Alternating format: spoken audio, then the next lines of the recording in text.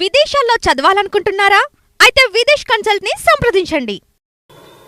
ముఖ్యమంత్రి చంద్రబాబు నాయుడు గారు మీ శిష్యుడు మీకంటే అద్భుతమైనటువంటి సాహసోపేతమైన నిర్ణయాన్ని తీసుకొని వరుసపెట్టి ఇంజనీరింగ్ కాలేజీలు, యూనివర్సిటీస్లు, కన్వెన్షన్ హాల్స్ ఇంకోటి కూలగొట్టుకుంటూ వెళ్తుంటే మీరు మాత్రం ఇంకా అనాధికారికంగా అక్రమ కట్టడంలో నివసించి ఆహా ఓహో నేను అద్భుతమైనటువంటి అమరావతిని సృష్టిస్తా లేదా అద్భుతమైనటువంటి పరిపాలన చేస్తానని చెప్పటం ఎంతవరకు సమంజసమని జేబీఎంరావు భారత్ పార్టీ మిమ్మల్ని ప్రశ్నిస్తుంది. దీనికి నాకు సమాధానం చెప్పకపోయినా రాష్ట్ర ప్రజలకు సమాధానం చెప్పాలి. లేదా మీ తనయుడు ఈ రాష్ట్రానికి మరొక అనాధికారిక ముఖ్యమంత్రి, ఐటీ మినిస్టర్, ఎడ్యుకేషన్ మినిస్టర్ కూడా ఆయనే అనుకుంటా. ఇట్ సీమ్స్ అనాధికారికంగా డిప్యూటీ చీఫ్ మినిస్టర్గా యాక్ట్ చేస్తున్నటువంటి మంత్రి గారు, వీరు కూడా అదే నివాసంలో అక్రమంగా నివసిస్తున్నటువంటి మరొక సక్రమం అని చెప్పుకునేటువంటి మంత్రి. మీరు మంత్రులుగా, ముఖ్యమంత్రులుగా ప్రజల యొక్క జీవన ప్రమాణాలకి మీరు ఒక రోల్ మోడల్గా ఉండాల్సిన సందర్భం. ఒక ముఖ్యమంత్రి గారే అక్రమ కట్టడంలో ఉంటున్నారు, ఒక మంత్రి గారే ఎడ్యుకేషన్ మినిస్టర్ పిల్లలకి అబద్ధాలు ఆడకూడదు, సత్యమునే పలకవలని చెప్పాల్సిన ఒక వ్యవస్థకి ఒక మంత్రిగా ఉన్నటువంటి నారా లోకేష్ అక్రమ కట్టడంలో నివసిస్తూ ఇది సక్రమ కట్టడమే, దీనికి అన్ని పర్మిషన్స్ ఉన్నాయంటే ఎలా ప్రజాస్వామ్యం అవుతుంది సార్? ఇది how we can call it as a democracy? మీరు అధికారంలో ఉన్నారు కాబట్టి మీరు రోల్ మోడల్గా ఉండాలి. నేను Pawan Kalyan deputy chief minister గారిని కూడా అడుగుతున్నా, మీరు ₹1 జీతం తీసుకుపోతే నాయన ముందు ఆ 2 లక్షల జీతం ఏదో మీరు తీసుకొని చేయాల్సిన పనులు చేయండి.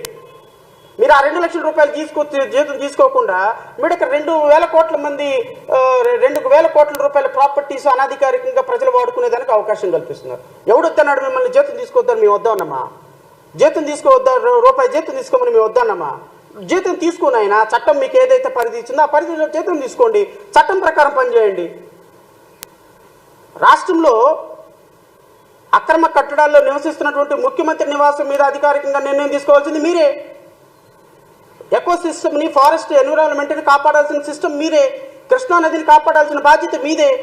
ఎడ్యుకేషన్ మినిస్టర్గా, ఐటీ మినిస్టర్గా అనాధికారికంగా నివసిస్తున్నటువంటి నారా లోకేష్ అండ్ గౌరవ ముఖ్యమంత్రి చంద్రబాబు నాయుడు గారిని ఆ కట్టడంలో నుంచి కూలగొట్టి పక్కకు పెట్టాల్సి వాళ్ళని కూడా బుద్ధి చెప్పాల్సింది మీరే. ప్రశ్నించేది మీరే కదా. అదేదో సినిమా తీశారు ఏంటి, కెమెరామ్యాన్ గంగతో రాంబాబు. అసలు దాంట్లో ఒక్క డైలాగు మీకు గుర్తు చేసుకోండి సార్, ఒక్క డైలాగు. ఒక్కసారి నా పర్సనల్ రిక్వెస్ట్, ఆ సినిమా ఒక్కసారి సాయంత్రం వేసుకొని ఒక యూట్యూబ్లో కొట్టుకొని చూడండి. కెమెరామ్యాన్ గంగతో రాంబాబుతో మీరు చెప్పినటువంటి డైలాగులు, అద్భుతమైనటువంటి డైలాగులు, సిస్టమ్ని కాపాడటానికి మీరు చెప్పిన డైలాగులు ఒక్కసారి గుర్తు చేసుకొని అనాధికారిక కట్టడాల మీద కొరడా రూపించవలసిందిగా నేను కోరుతున్నా. అయితే గత ప్రభుత్వంలో ఇరిగేషన్ మంత్రిగా వచ్చిన తర్వాత ఎప్పుడు కూడా ఎక్కడా కూడా ఈ ఎక్స్టెన్షన్లు ఇవ్వద్దని చెప్పాను. ఇవి ప్రజల ఆస్తులు కాపాడుకోవాలని చెప్పాను. వాటి లోపల ఎక్కడా కూడా ఇవ్వట్లేదు. బయట ఆ పక్క ఈ పక్క ఎక్కడ ఆక్రమణలు జరిగినాయి. ఈ పక్క చూస్తే అపార్ట్మెంట్లు కట్టారు, ఈ పక్క చూస్తే చాలా కార్యక్రమాలు చేశారు. ఇది ఒక్క ప్రభుత్వం. మిగతా అన్ని కూడా ప్రజల సొంత ఆస్తులుగా మరి అన్ని కార్యక్రమాలు నడిపారు. ఈ సొంత ఆస్తులేంటో, ప్రజల ఆస్తులేంటో, ఇరిగేషన్ ఆస్తులేంటో, రెవెన్యూ ఆస్తులేంటో టోటల్ గా ఈ రివ్యూలో combined action revenue, irrigation coordinate చేసుకుని అవన్నీ కూడా పట్టబయలు చేస్తాం, బయటకు చేస్తాం. ఏదైతే మేము గ్యాస్ ఇచ్చామని దానికి ప్రతికూలంగా ఇల్లు ఇచ్చాడని, ఇల్లు ఇవ్వడం ఏంటండి, అది గవర్నమెంట్ ఇల్లు. నేను ఆ మాట చెప్పాను. నేను కాదు ఉన్నానంటే గవర్నమెంట్ ఇల్లు కాబట్టి ఉన్నా. నేను ఫస్ట్ డేనే చెప్పాను, this property belongs to government. Either నువ్వు ఇచ్చినా నువ్వు ఇవ్వకపోయినా ల్యాండ్ అక్విజిషన్ తీసుకుంటా. ఇస్తే ల్యాండ్ పోలింగ్, లేకపోతే ల్యాండ్ అక్విజిషన్. టెంపరీగా నేను ఉండాలి కాబట్టి కార్యక్రమాలు స్టార్ట్ చేయాలి కాబట్టి ఐఎమ్ స్టేయింగ్ దేర్. రేపు ఈ ఏరియా మొత్తం కట్టకు అవతలుండే ల్యాండ్ అంతా అన్ని కన్స్ట్రక్షన్స్ పోయి టూరిజం మిగతాన్ని వస్తాయి. మొత్తం మాస్టర్ ప్లాన్ లో కూడా మొన్న నోటిఫై చేశారు.